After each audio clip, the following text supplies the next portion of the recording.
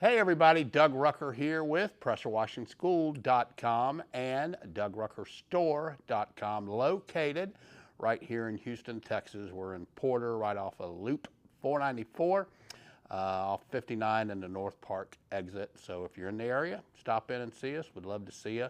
By the way, my wife has the little Christmas tree set up and little gift boxes around it that when you come in and purchase something, you can take a gift box, open it, and you win a free little prize. I'm going to do a quick little video on how to clean out and maintain your XJet M5 and the XJet M5 twist nozzle. So got that coming up next.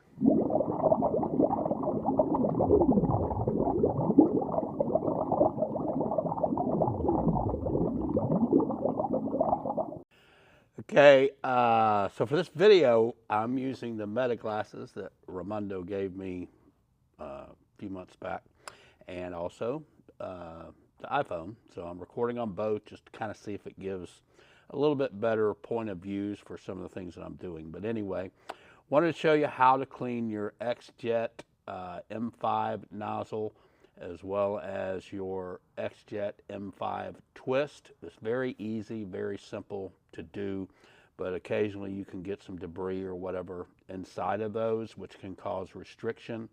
And on the M5, which is this one, which has the hose that goes to your bucket, it can cause a restriction and actually cause this hose to pop off, or on the M5 twist, it can just cause an irregular spray pattern, not to spray right or whatever. So anyway, you've got the M5 nozzle. This is the XJet, which again, this would go out to your bucket. The hose would come out of here, go to your bucket. And it's very simple to take these apart and clean them. You have your plug fitting here that goes on the end of your wand, and so you would take it off, and you can use a 9/16 inch wrench to take that off. You could also use a 3/4 here to hold it, and then put this on and do it that way. I'm sorry, the 9/16, and do it that way. I always just put it on my vise because I have my vise, but if you don't have vise, you can use the 9/16 and the 3/4 inch wrench, and you're going to take your plug fitting off like this. And inside here is your spring and your orifice, so you want to be very careful. And what I always do immediately after I take this off is I just take my wire brush and I get all of this scored off, all of this old Teflon tape, peel it off, get it all to where it's like new.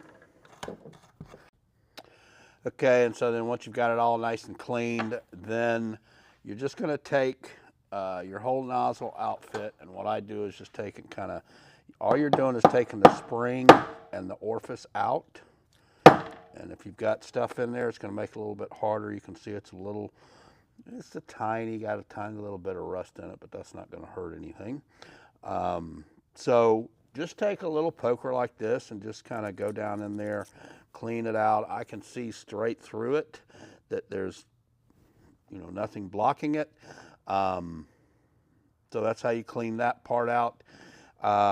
Then you can take a little poker like this, and you could also, right here is a clip right there that holds this protector on. That's basically a protector to protect the nozzle inside, and the fan operation of it, that's what it's doing, is protecting it.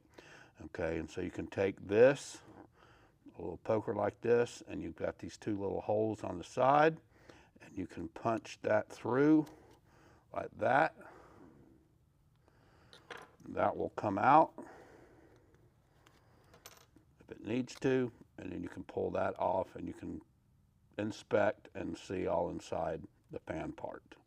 And you can just put it back on and put your clip back in it, okay?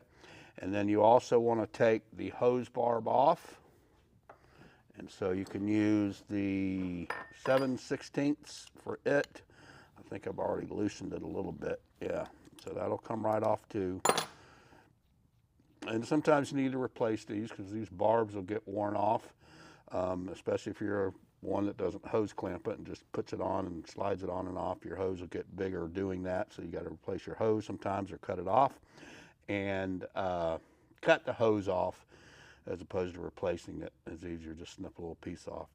And then inspect in there, make sure that's all clean, and put it back on.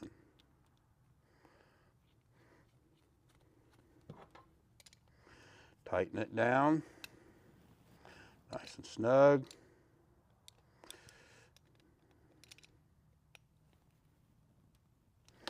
And then you can put your orifice back in first, and then you put your spring back in on top of that. Now these orifices have a number on it. That one says, let's see if you can get it in there. That has a number 13 on it, right there. So that's for the number 13 orifice. And so if you ever upgrade from like a 4 gallon per minute to a 6 gallon or 5 gallon or whatever, 8 gallon per minute, you don't necessarily have to buy a whole new setup. You can just change this orifice. It's very inexpensive to do it that way. You can go to a number 16 or number 20 or number 25 or whatever you need, and you can just change the orifice size out. We have these on our website that you can get. So we have some guys that just buy one of these, and depending on if they're using their 4 gallon per minute or their 8 gallon or their 5 or their 8, they just have one setup and they just change the orifice depending on what machine they're going to use. Some guys have two, one for each machine or whatever. So, but you're going to put the orifice back in. It's a little strange doing this with glasses and the phone. I don't know that I'll ever attempt this again. And always put the orifice in first. The spring goes in next, and the spring mainly is just keeping this, and the orifice is mainly keeping the orifice from moving around in there as this tightens down. As this tightens down, it prevents that orifice from moving. So you want to take your tape,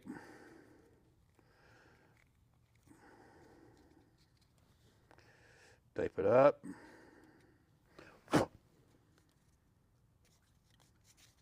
couple of wraps, a little bit of, watch this one be empty, of course.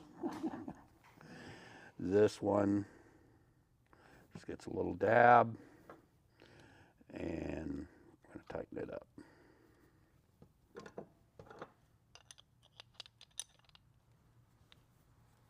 Okay, so that was all cleaned out. And then doing the X-Jet M5 twist, it's pretty much the same thing. You're just going to remove this. You can remove the clip, and you're just going to clean all out inside of it. It's pretty much the same thing. This is for downstreaming, so you have to have a downstream injector, but this is the M5 twist nozzle for downstreaming, which you can rotate just like the M5. And it'll go from a fan, 60-degree fan, all the way to a shooter tip. And then this one, of course, like I said before, is the one that's hooked to your hose that goes to the X-Jet pail. All right?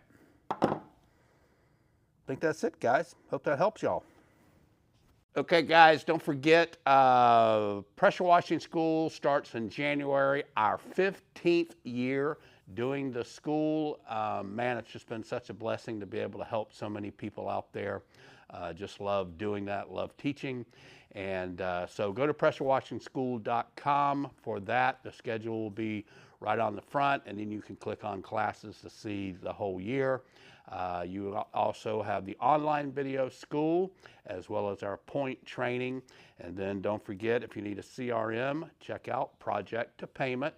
Any of your marketing needs, then definitely go to DougRuckerMarketing.com, and you can get all of your 5-arounds, flyers, business cards, shirts, shorts, hats, whatever you need. We have it all there. Also website building, we can do that as well. So DougRuckerMarketing.com for that.